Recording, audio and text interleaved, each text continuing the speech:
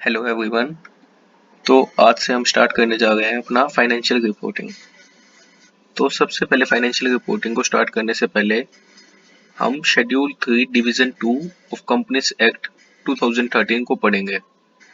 इसे पढ़ना इसलिए ज़रूरी है क्योंकि शेड्यूल 3 डिवीजन 2 हमें फाइनेंशियल स्टेटमेंट्स का फॉर्मेट बताता है कि जो फाइनेंशियल स्टेटमेंट्स हैं वो कैसे बनेंगे, उनमें क्या क्या डिस्क्लोजर देने पड़ेंगे।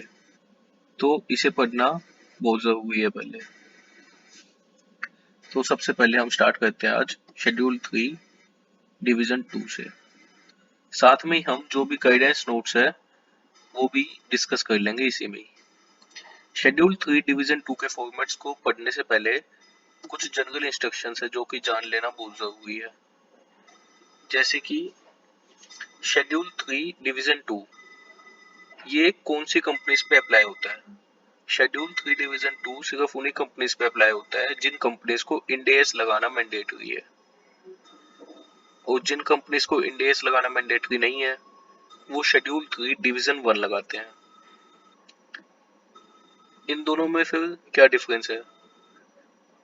जो फॉर्मेट है उसका डिफरेंस है, और सीए इंटरमीडिएट में जो भी हमने अकाउंटिंग पढ़ी है वो हमने शेड्यूल 3 डिवीजन 1 के अकॉर्डिंग पढ़ी है, और फाइनल में हम पढ़ेंगे शेड्यूल 3 डिवीजन 2।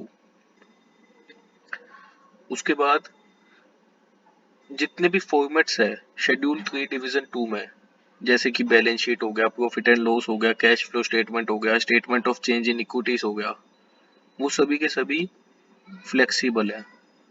मतलब फ्लेक्सिबल मतलब कि हम उन्हें चेंज कर सकते हैं, क्योंकि कोई ऐसी इंफॉर्मेशन जो कि इंड एस में भी बताई गई है और शेड्यूल 3 में भी बताई गई है और वो आपस में कॉन्ट्राडिक्ट कर रही है, तो हम शेड्यूल 3 को फॉलो नहीं करेंगे, इंड एस को फॉलो करेंगे, क्योंकि इंड एस हमेशा प्रिवेल करेंगे ओवर दी शेड्यूल 3 डिवीजन 2।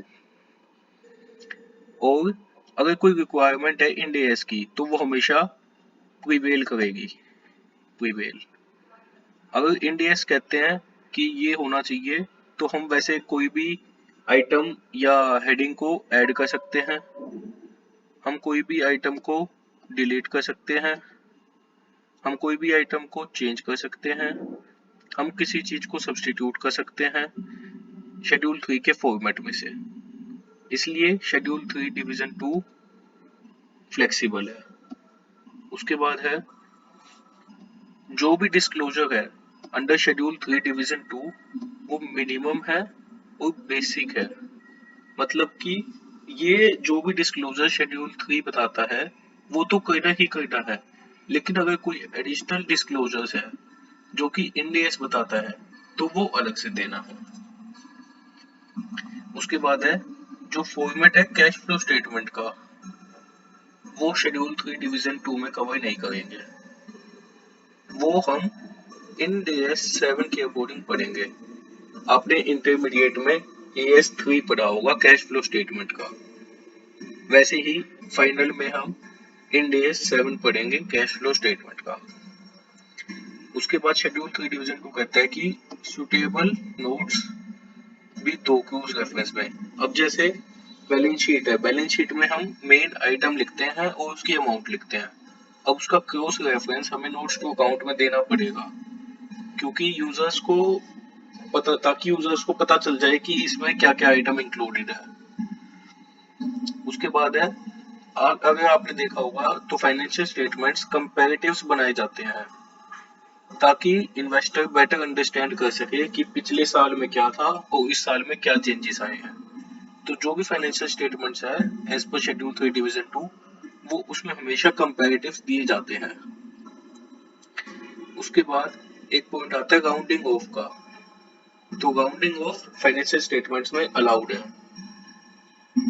इसमें दो कंपनीज को बाइफरकेट किया गया है।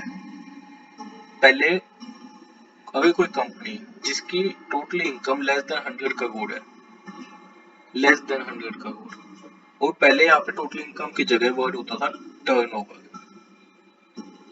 तो अगर कोई ऐसी कंपनी जिसकी total income less than 100 crore है तो वो अपने फिगर्स को राउंड ऑफ कर सकते हैं नियरेस्ट हंड्रेड्स में, थाउजेंड्स में, लैक्स में एंड मिलियंस में। और कोई ऐसी कंपनी जिसकी टोटल इनकम 100 करोड़ और मोर है, तो वो राउंड ऑफ कर सकती है नियरेस्ट लैक्स, मिलियंस और करोड़। तो ये थे कुछ जनरल प्रोविजंस। अब हम डिस्कस करते हैं फॉर्मेट्स। तो कवरेज क्या क्या होगी डिवीजन 2 में। डिवीजन 2 में हम पढ़ेंगे balance sheet, profit and loss, statement of change in equity और नोट्स टू अकाउंट। उसके सबसे पहले हम स्टार्ट करते हैं बैलेंस शीट से। तो बैलेंस शीट का फॉर्मेट, सबसे पहले लिखेंगे balance sheet, name of company और balance sheet as at. Balance sheet जो बनती है वो एज एट बनती है, और जो statement of profit and loss है वो बनता है फॉर द ईयर एंडिंग। उसके बाद सबसे पहले लिखेंगे एसेट्स। एसेट्स हम तो लायबिलिटीज से स्टार्ट करते हैं, वो करते थे हम सीए इंटरमीडिएट तक, क्योंकि वहां पे होती थी एएस कंप्लायंस कंपनीज। फाइनल में हम पढ़ेंगे इंड एएस कंप्लायंस कंपनीज। यही डिफरेंस है शेड्यूल 3 डिवीजन 1 और 2 के बीच में। यहाँ पे पहले एसेट्स आती है।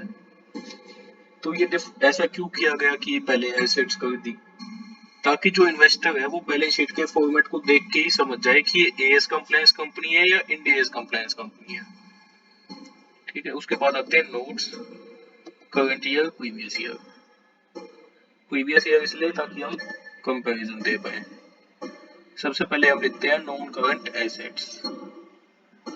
नॉन करंट एसेट्स में PPE, capital WIP, investment property, goodwill, other intangible assets, intangible under development, biological assets.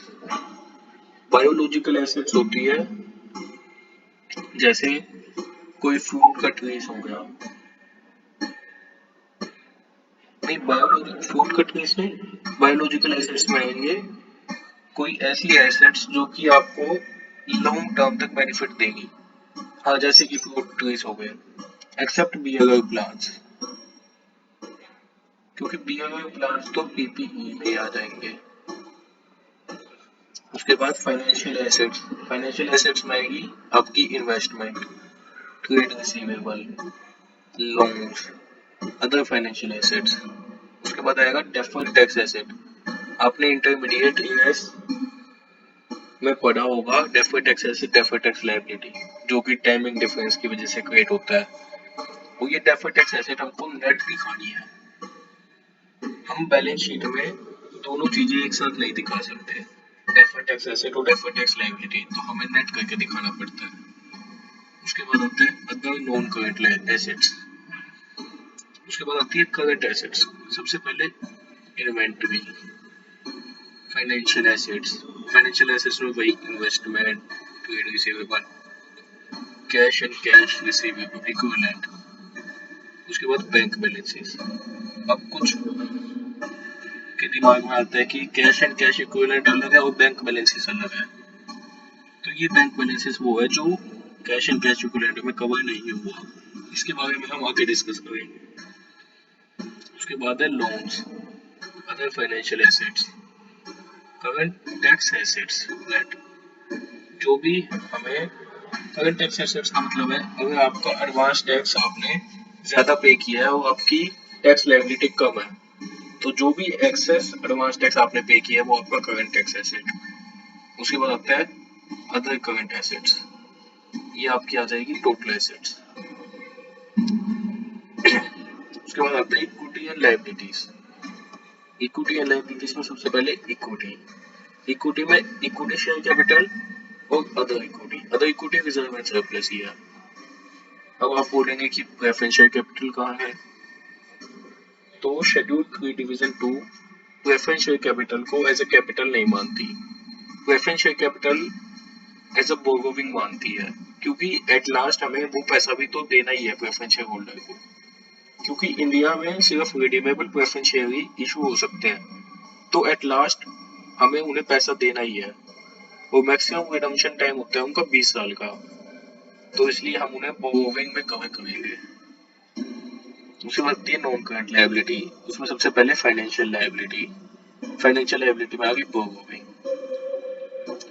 Lease liability, trade payables. Trade payables में आपको बाइफरकेशन करके दिखा रहा है, पेबल टू एमएसएमई छोटे लोग और payable to other than MSME.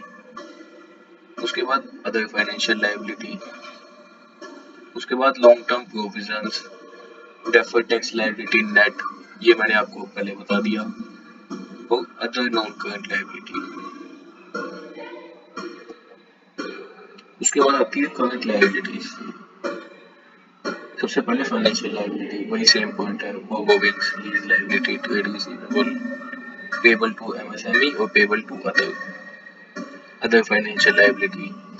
उसके बाद आती है अदर करंट लायबिलिटी, प्रोविजंस और current tax liability. Current tax liability क्या होगी, जब आपकी tax liability exceed over the advance tax, तो वो आपकी है करंट टैक्स लायबिलिटी।